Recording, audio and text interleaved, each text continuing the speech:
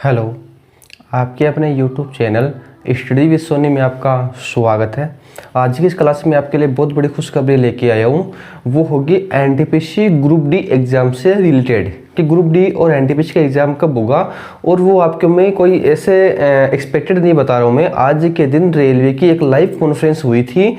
उसमें जो रेलवे के चेयरमैन है, हाल ही में नए नियुक्त हुए चेयरमैन, उनकी तरफ से बयान आया। वही मैं आपको लाइव मतलब दिखाऊंगा। जो उनकी लाइव कॉन्फ्रेंस हुई थी वही मैं आपको दिखाऊंगा। उसमें उन्होंने एग्जाम डेट से रिलेटेड क्या बोला हुआ है।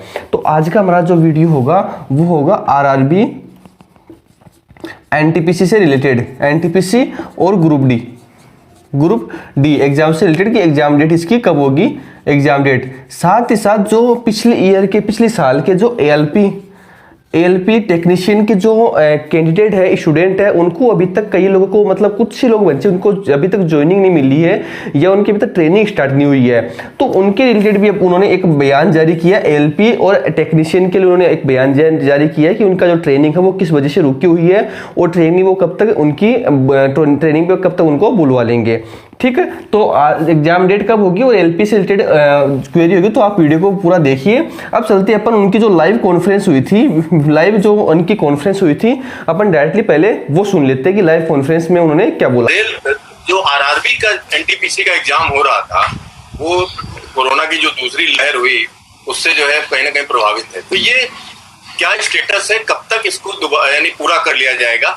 और एक छोटा सा इसी से जुड़ा हुआ एक और है जो एलएलपी और टेक्निकल कैटेगरी की जो भर्ती चल रही थी जिसमें ट्रेनिंग होनी है, तमाम चीजें हैं, तो उसका क्या स्टेटस, क्योंकि अभी भी ट्रेनिंग कंप्लीट नहीं हुई है, तमाम लोग परेशान हैं। जी सिद्धार्थ, आपका क्वेश्चन पर्टिनेंट है और एक लाजमी सवाल आपने पूछा है। एज फार एज रेलवे में हम अगर आप देखा जाए तो हमारे पास से जो हम लोगों ने अपने पोस्टों को भरने की प्रक्रिया शुरू की थी, इसमें कुछ एरियाज में कुछ हमारे जो सेंट्रल एडवर्टाइजमेंट्स निकले थे उसके हिसाब से हम लोगों ने लास्ट ईयर ग्रुप डी की भर्ती की थी। 1,43,000 वैकेंसी हमने भर दी थी, जिसमें 64,000 वैकेंसी एएलपी और टेक्नीशियंस की थी। लेकिन आपकी बात ठीक थी, कई सारे इसमें एएलपी, करीब 5,000 एएलपी अभी भी हैं जिनको कि या तो वो ट्रेनिंग में है या वो अभी आ रहे हैं हमारे पास। क्योंकि जैसे कि आपको मालूम है कई स्टेट्स में भी इस तरह के इंस्ट्रक्शंस हैं हमारे पास कि ट्रेनिंग सेंटर्स अभी चालू नहीं है पूरी तरीके से। तो हम लोगों ने जहां जहां पे स्टेट गवर्नमेंट से बात करके उनकी परमिशन लेके स्टेट गवर्नमेंट्स में हमने ट्रेनिंग सेंटर्स को चालू कराया है और एएलपीज की ट्रेनिंग कराई है। इसीलिए ये नंबर अब घट के इतना रह गया है। लेकिन मुझे उम्मीद है कि अगले 1 महीने में ये भी सब लोग काम पे आ जाएंगे, मतलब at least they will be joining the training.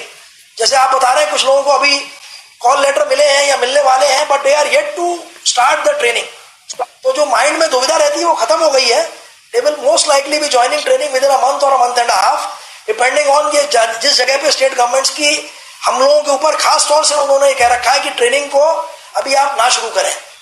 लेकिन कोशिश यही है कि हो जाए। अब मुझे लगता है कि ये कोविड की इसमें पेंडेमिक में भी काफी कमी आ रही है, तो उम्मीद है कि 1 से 1.5 महीना या 2 महीने में सारे के सारे लोग, जो बचे हुए लोग भी हैं, वो भी ट्रेनिंग शुरू कर देंगे। और जिनकी ट्रेनिंग ऑलरेडी चल रही है, जहां पे इस तरह का रोक नहीं है, वो भी पूरा हो जाएगा।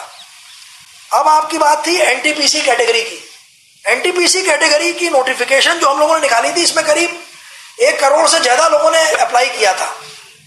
और एनटीपीसी कैटेगरी में हमारे पास जो वैकेंसीज थी, करीब ये मेरे हिसाब से करीब इसमें वैकेंसीज जो थी वो 36,000 थी। इसमें करीब जो 1 करोड़ से भी ज्यादा लोगों ने अप्लाई किया था, उसमें करीब मैं कहता हूं 1 करोड़ के ही करीब लोगों ने एग्जाम अपीयर हो चुके हैं 7 फेजेस में। लास्ट का जो फेज था ये मई और जून वाला, ये अफेक्ट हो गया बिकॉज ऑफ द कोविड। जैसे कि आपको मालूम है एग्जाम आप कॉमन लेते हैं जगह जगह पे, एक ही टाइम पे, एक ही दिन में, तो वो संभव नहीं है। क्योंकि जैसे आपने सुना होगा अभी सीबीएसई का एग्जाम है या बाकी जगह एग्जाम सब रुके हुए हैं। जैसे ही हमें क्लियरेंस मिलेगा तो हम ये जो बचे हुए लोग हैं इनको भी हम बहुत जल्दी पूरा कर देंगे एग्जाम इनका। तो ये बेसिक एग्जाम इसलिए नहीं रुका है कि बेसिकली कोई और लिमिटेशन था। अगर होता तो हमने बाकी एग्जाम भी नहीं किया होता। तो अगर 1 करोड़ से ज्यादा का हम एग्जाम ले चुके हैं, ये इस बात का द्योतक है कि exam is held seriously, people are appearing. और मुझे उम्मीद है कि ये जैसे ही ये पेंडेमिक का मामला खत्म होगा, क्योंकि हर एक गवर्नमेंट का अपना अलग अलग है, ये जो आप जो करवा रहे हैं ये इसका नोडल आरआरबी चेन्नई है जो इसको दिया गया है काम। तो वो सबसे पहले बात करते हैं आरआरबी से, स्टेट गवर्नमेंट से, कि कहाँ कहाँ पे जहाँ हमारे सेंटर्स हैं वहां पे क्या व्यक्ति आ पाएंगे हमारे पास। इसके अलावा बहुत सारे रिक्वेस्ट कैंडिडेट के भी आते हैं आरआरबी में कि अभी हम किसी भी पोजीशन में नहीं है आने के लिए। तो इन सबको नजर रखते हुए हम ये भी देख रहे हैं कि एक प्रैक्टिकल तौर पे एग्जाम कराएं, क्योंकि ये आप भी समझेंगे कि कोई एग्जाम आपने जल्दीबाजी में करा लिया और बाद में आपके पास रिप्रेजेंटेशन आ गए, तो that is also be not be nice.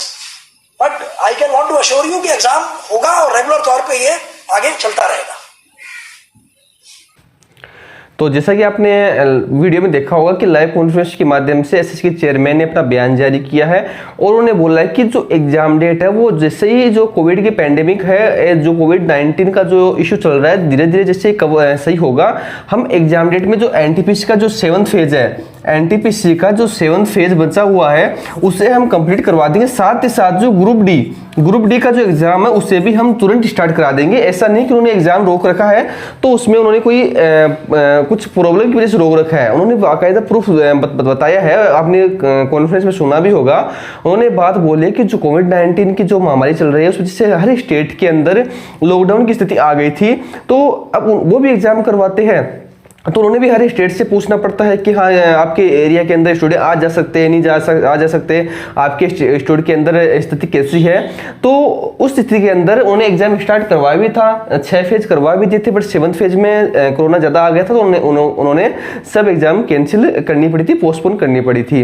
और सिर्फ रेलवे की नहीं हुई है, आप देख सकते हैं एसएससी की या कोई स्टेट लेवल की कोई भी एग्जाम होगी वो भी कैंसिल हुई है। सीबीएसई बोर्ड ने जो एग्जाम है वो कैंसिल कर ही दिया है, तो एग्जाम हर जगह कैंसिल हुई है।